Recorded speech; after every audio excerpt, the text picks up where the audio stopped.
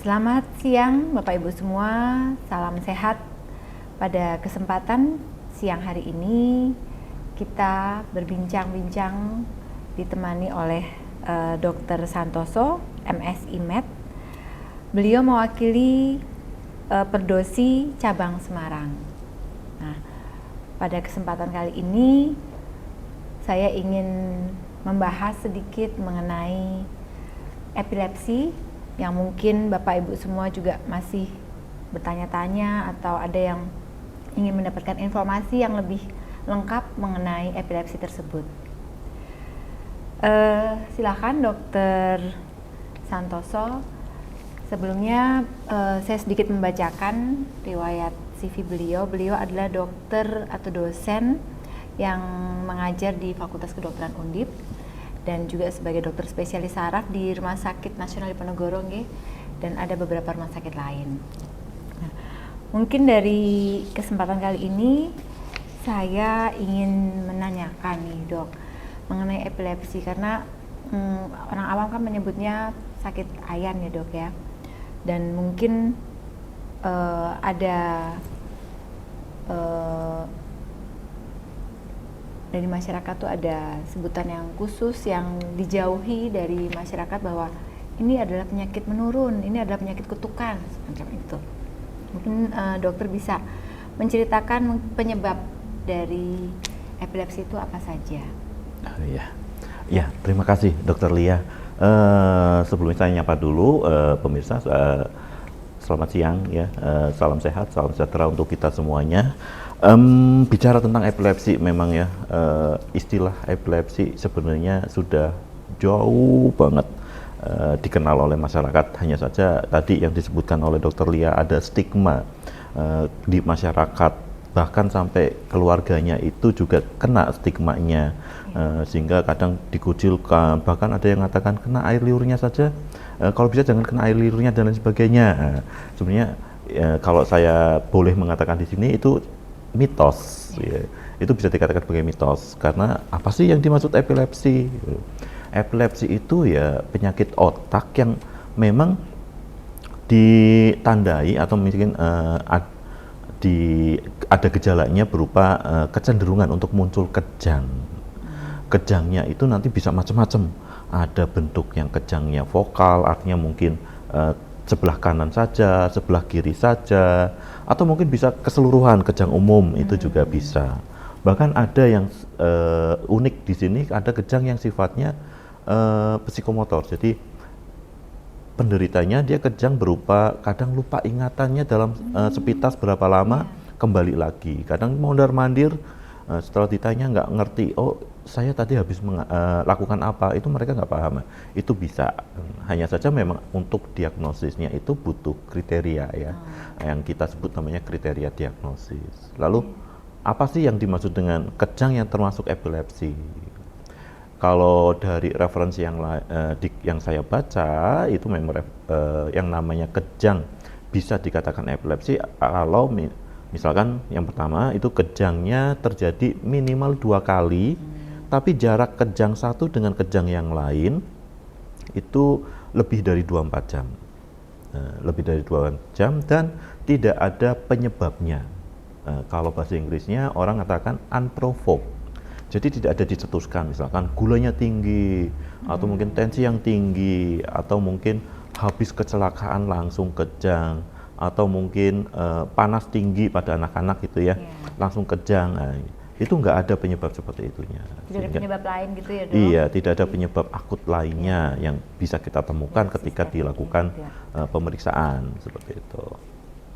Lalu penyebabnya apa? Penyebabnya memang karena arus listrik. Jadi otak kita itu kan bisa dikatakan sebagai generator listrik ya, mengendalikan semua fungsi tubuh kita yang kalau misalkan ada bagian tertentu di otak kita yang arusnya, istilahnya kelistrikannya itu berbeda, menonjol itu ya, itu akan menyebabkan kejang. Itu yang makanya dalam pemeriksaan kita membutuhkan alat bantu, misalkan kayak rekam otak seperti itu. Ya, jadi tadi dokter sudah menjelaskan definisi ya. Jadi definisi epilepsi itu sendiri ada kejang 2 kali paling tidak dengan waktu yang lebih dari 24 jam ya dok. Iya, dan betul. tidak ada penyebab lainnya ya, Iya. misalnya tidak ada demam atau kecelakaan yang menyebabkan pasien tersebut akhirnya kejang. Iya, termasuk juga seperti stroke pas Iya. pada saat serangan awal itu juga, kalau ada stroke awal ya berarti itu belum termasuk epilepsi. Iya. Berarti berbeda ya dok. Kemudian untuk tadi dokter sudah menyebutkan beberapa gejalanya ya dok. Tapi mungkin bisa diceritakan lagi lebih lengkap gejala apa saja sih, atau apa saja sih yang bisa mungkin kita melihat ada pasien yang tiba-tiba bengong gitu, ternyata oh itu epilepsi, atau apakah dia harus kejang yang mungkin di lantai gitu ya, yang kelihatan sampai berbusa, apakah seperti itu? Nah mungkin gejala-gejalanya apa saja? Iya. Epilepsi. Kalau gejala dari epilepsi ya sesuai dengan definisi memang kecenderungan terjadinya kejang. Sebenarnya kata kejang itu identik dengan gerakan motorik yang nggak bisa, gerakan otot yang nggak bisa kita kendalikan gitu ya. Tapi kalau istilah lain seizure, bahasa Inggrisnya, bahasa Indonesianya kita lebih suka menyebut bangkitan. Dengan menyebut bangkitan itu akan lebih luas lagi. Bisa misalkan tipe-tipe kejang ya, ada kejang yang sifatnya vokal artinya hanya sebagian, kadang hanya dia teriak saja terus nanti muncul, atau kadang dia hanya lengan kanan saja yang digerakkan atau lengan kiri saja yang digerakkan, tergantung regio otak mana yang kelistrikannya itu menonjol gitu. Itu kejang vokal. Kalau kejang general ya tadi yang sudah disampaikan, mungkin bisa sampai berbuih. Karena ada shaking dari otot-otot untuk menelan, akhirnya muncul buih, dan itu bisa disertai dengan adanya penurunan kesadaran kayak gitu. Ya itu kita bisa mengatakan itu kejang yang sifatnya general atau umum. Ada kejang yang lain, misalkan tadi bengong, ya yang kita sebut namanya absan, kejang absan. Jadi karakteristik kejangnya itu sangat luas, sehingga orang kadang ada yang sering itu anak-anak ketika belajar di rumah atau belajar di sekolah, gurunya itu mendapati bahwa kok si anak ini bengong, pulpennya jatuh kok nggak diambil gitu. Tapi setelah itu baru dia ngambil setelah beberapa menit gitu. Nah mungkin itu juga bisa merupakan gejala dari epilepsi tadi. Ternyata banyak ya dok gejalanya ya. Iya, sangat luas sekali. Sangat luas. Dan itu biasanya dimulai pada usia berapa ya dok untuk bisa mengamati? Apakah misalnya sudah dewasa ada gejala seperti itu kita bisa bilang epilepsi, atau harus dari usia berapa? Kalau distribusi dari penderita usianya itu bisa menyerang siapa saja. Karena penyebab epilepsi awalannya banyak sekali. Misalkan kalau pada anak-anak sering kadang akibat dari trauma saat kelahiran itu ya, mungkin ada yang namanya asfiksia, kedepannya bisa muncul itu. Bisa juga karena genetik ya, karena mungkin diturunkan tadi, memang ada epilepsi yang diturunkan. Nah, itu juga bisa. Terus kalau pada dewasa yang sering misalkan ada pasien awalnya stroke, setelah 6 bulan kemudian muncul kejang, setelah kita periksa laboratorium atau mungkin CT scan ulang, kok CT scan-nya cenderung mirip seperti yang sebelumnya, tidak ada perubahan tapi bisa muncul kejang, hasil labnya bagus, itu juga kita bisa masih dikategorikan sebagai epilepsi. Habis trauma 6 bulan kemudian muncul kejang, itu juga bisa digolongkan. Jadi ternyata tidak menutup kemungkinan pada usia tertentu, usia tua, usia dewasa juga bisa muncul epilepsi ya. baru, yang namanya epilepsi sekunder biasanya kalau pada dewasa. Ya. Oke. Kemudian sebelum kita masuk ke pengobatan dok, tadi dokter sudah menyampaikan beberapa pemeriksaan. Nah, misalnya didapatkan nih ada gejala ke arah situ, apa saja sih yang harus dilakukan oleh pasien maupun keluarga? Mungkin berobat ke mana, kemudian pemeriksaan apa sih yang biasanya akan dijalani oleh pasien tersebut? Iya. Apa sih yang harus dilakukan? Ada dua, kalau saya menggarisbawahi ada dua kemungkinannya. Kemungkinan keluarga mendapati ketika pasien itu kejang di rumah. Nah, kalau kejang ya kita memang harus segera memutus kejangnya. Apapun penyebabnya, walaupun itu epilepsi atau bukan, ya harus kita putus. Biasanya kalau dia memang ada riwayat epilepsi, di rumah kadang udah sedia obat untuk anti kejang yang dimasukkan lewat kayak seperti dubur, seperti itu ya, suppositorianya itu. Ya kita tangani kejangnya dulu. Kalau misalkan nggak bisa, ya segera langsung dibawa ke UGD untuk mendapatkan penanganan lebih lanjut ya, karena efek samping dari obat yang dimasukkan tadi juga kadang bisa menyebabkan ternyata lemah semua dan ada efek samping yang memang harus ditangani segera, seperti nafasnya gitu, oksigen dan lain sebagainya.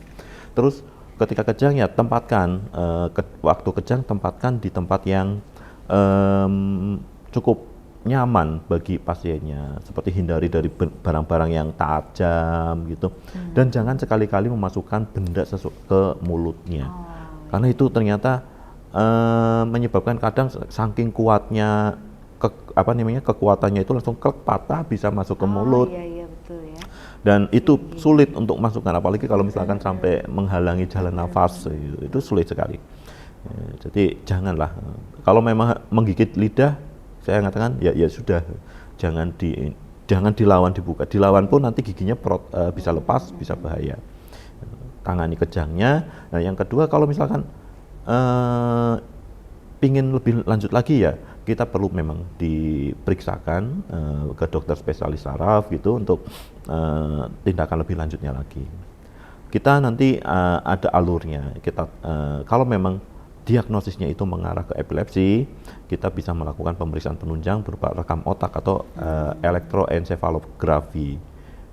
Diperiksakan EEG-nya itu bagaimana. Kalau dari hasil EEG-nya ternyata kok ada fokus memang.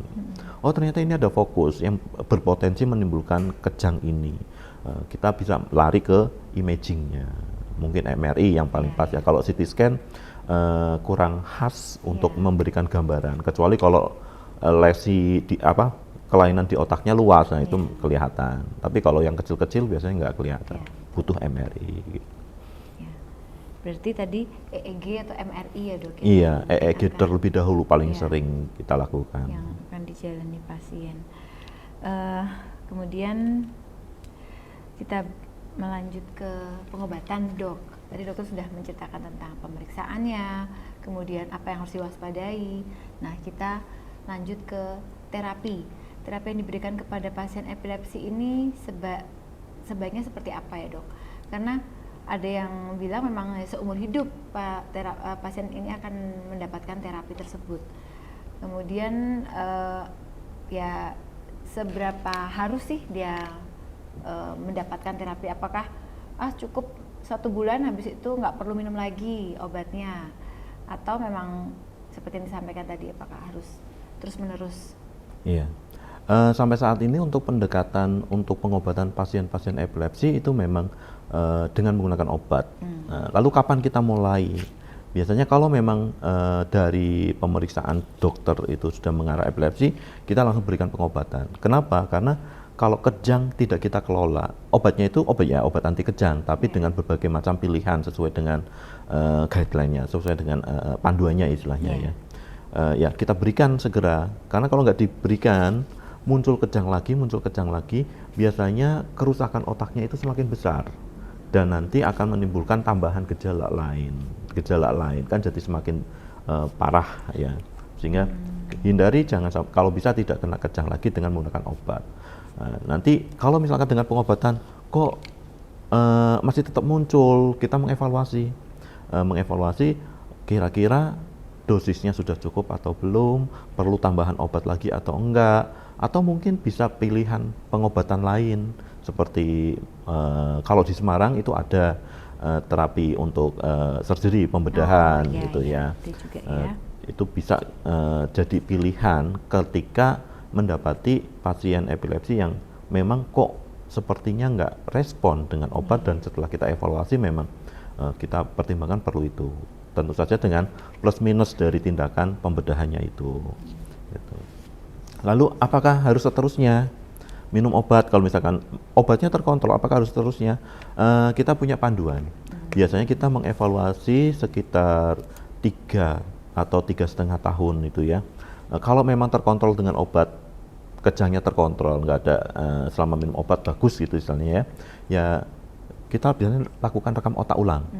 Kalau rekam otak ulang dari 30 menit pemeriksaan rekam otak itu tidak didapatkan temuan yang abnormal itu, ya kita turunkan dosisnya. Bahkan di luar negeri itu ada yang mengatakan bisa bebas obat. Gitu. Cuman ya bisa bebas obat. Jadi nggak minum obat sama sekali, dengan nol obat bisa terkontrol kejangnya. Gitu. Jadi ada yang namanya epilepsi itu bisa resolve, bisa dalam tanda kutip sembuh gitu. Gitu. Tapi tentu dimonitor dulu ya dok ya, evaluasi kalau memang dalam jangka waktu tertentu tidak timbul kejang ya bisa, tapi tetap mungkin harus tetap kontrol ya dok ya. Ya itu tantangan bagi kita ketika mengevaluasi. Kadang bagus sekian lama, di tengah-tengah muncul kejang. Selain itu juga kita harus mengevaluasi semacam kita punya singkatan 5K, dan biasanya pasien-pasien epilepsi itu 5K itu selalu kita tanamkan, kayak misalkan kelaparan, kecapean, itu memang mereka kalau bisa menghindari hal-hal itu. Kepikiran, kurang tidur, kehausan, itu kita selalu nyampaikan itu supaya mereka itu paham bahwa harus ada modifikasi lifestyle-nya sehingga dia bisa adaptif gitu. Nah, kalau gitu berarti pasien epilepsi bagaimana dok? Kalau misalnya mereka juga puasa kan ada nggak masalah, kehausan gitu. Nggak masalah, tapi kan ya untungnya di Indonesia ya, kalau puasa di Indonesia itu memang itu masih range yang normal, masih bisa diantisipasi gitu ya dok. Dan mungkin dia sudah mempersiapkan dirinya bahwa ini saya puasa, jadi tidak menyebabkan. Ada ininya. Dan harus dimonitor juga mungkin ya dok ya. Betul. Kalau memang dia setengah hari nggak apa-apa bisa lanjut itu penyebab. Ya karena tentunya epilepsi di Indonesia itu sebenarnya berapa sih dok untuk penderita epilepsi itu? Misalnya di Semarang atau mungkin di rumah sakit. Kalau real angkanya saya nggak bisa menyampaikan secara langsung ya. Dari pengalaman pribadi saya, pasien-pasien epilepsi itu ya dalam satu rumah sakit bisa lumayan sekitar 30 sekali kunjungan itu ada. Untuk satu rumah sakit. Bayangkan kalau rumah sakitnya banyak, itu mesti akan lebih ini lagi. Karena memang yang paling sering memang epilepsi yang sekunder. Jadi seperti pasca stroke epilepsi itu banyak. Kalau di Indonesia sendiri dok, angka epilepsi itu dibandingkan dengan dunia mungkin kita termasuk. Kadang kita itu underdiagnose. Jadi beberapa pasien dia kejang tapi menganggap itu wajar. Sehingga nggak mau pengobatan. Ada yang dia itu mengurungkan diri, memang nggak mau berobat karena takut dicap tadi yang stigma tadi. Ya, jadi kalau yang ininya imbang sih antara yang di luar negeri dengan yang di kita itu masih tidak lebih banyak juga tidak lebih sedikit. Kalau di Indonesia sendiri menurut dokter obat-obatan maupun sarana penunjang itu sudah cukup memadai atau masih kurang dibandingkan dengan fasilitas yang ada di luar negeri dok? Kalau dilihat dari penyediaan, pertama yang paling bermasalah itu obat-obatan anti epilepsi atau anti kejang di Indonesia itu hanya beberapa saja. Tapi obat-obatan yang generasi baru sampai sekarang itu sangat terbatas. Jadi ya masih jadi PR ya, kalau di Perdosi itu masih jadi PR untuk bisa memperjuangkan supaya bisa lolos untuk dimasukkan ke Fornas ya. Di kita itu paling cuma punya ada kalau yang di rumah sakit tipe C katakanlah itu asam valproat, karbamazepin, penitoin yang paling umum, clobazam ya paling seperti itu. Padahal kita punya ada yang levetiracetam, kita punya zonisamid, kita punya yang lainnya lagi, ya. Bahkan yang terbaru ini sedang muncul yang titik tangkap kerjanya juga ini juga masih berkembang. Itu belum bisa masuk. Jadi kalau memang seperti pada pasien-pasien dengan epilepsi yang kehamilan, itu kan butuh obat yang khusus. Nah itu memang kita nggak bisa. Kalau di rumah sakit yang katakanlah tipe C, bahkan B itu kayaknya belum bisa juga. Hanya harus dia lari ke tipe A untuk mendapatkan obat itu. Ya, itu kan sangat ini banget. Iya, banyak juga nggak dok itu untuk yang pasien hamil dengan epilepsi? Banyak. Dan kalau wanita dengan epilepsi itu lumayan banyak, dan itu kalau pengobatannya kita tidak hanya mengevaluasi kejangnya saja, tapi kita kadang mengevaluasi juga kapan menikahnya. Nanti kalau menikah kapan rencana punya anak, itu harus kita planningkan, karena obat-obatan anti epilepsi juga ada risiko untuk menyebabkan gangguan pada anaknya. Gitu ya, jadi memang harus planning, untuk family planningnya harus benar-benar ini. Gitu ya. Kalau antara distribusi pasien epilepsi perempuan dan laki-laki itu sama ya dok? Kurang lebih sama. Kurang lebih sama. Ada kecenderungan pada jenis kelamin tertentu ya dok? Ya. Mungkin ada yang dokter mau sampaikan untuk Bapak Ibu pendengar yang ada di sini, apa yang maksudnya nasihat atau apa yang harus disikapi mungkin untuk pasien-pasien atau keluarga mungkin yang mempunyai keluarga yang punya anggota keluarganya terkena epilepsi. Ya, terima kasih. Kalau pesan-pesan saya yang pertama jelas ya, tadi epilepsi itu bukan suatu penyakit kutukan, tapi epilepsi memang ada gangguan di otaknya. Jadi kita harus mengubah mindset kita semuanya bahwa itu penyakit dan harus ditolong. Jadi saling bahu-membahu, ya, tidak perlu memberikan penilaian atau mungkin judgement ke penderitanya ataupun ke keluarganya, itu yang pertama.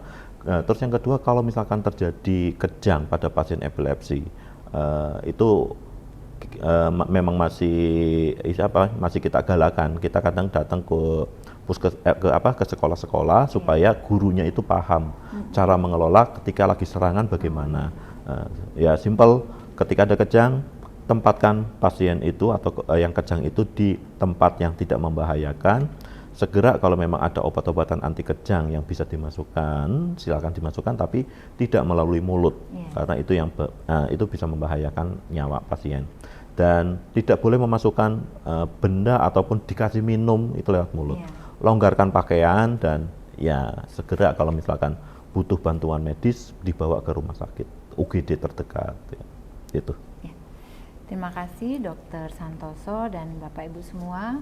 Tadi sudah disampaikan mengenai epilepsi, baik definisi, gejala, penyebab, kemudian pengobatan serta alat-alat yang dipakai untuk pemeriksaan pasien epilepsi tersebut, dan juga ada sedikit tadi masukan apa yang harus dilakukan jika terjadi atau ada keluarga atau orang yang kita kenal atau misalnya di sekolah ada murid yang terkena serangan epilepsi tersebut.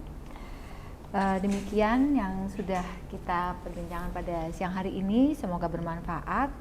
Saya Dr. Lia Sasdesi Mangiri, spesialis radiologi, mengucapkan terima kasih kepada Dr. Santoso. Ya, sama-sama Dr. Lia. Dan kepada para pemirsa sekalian, sampai bertemu di acara podcast selanjutnya.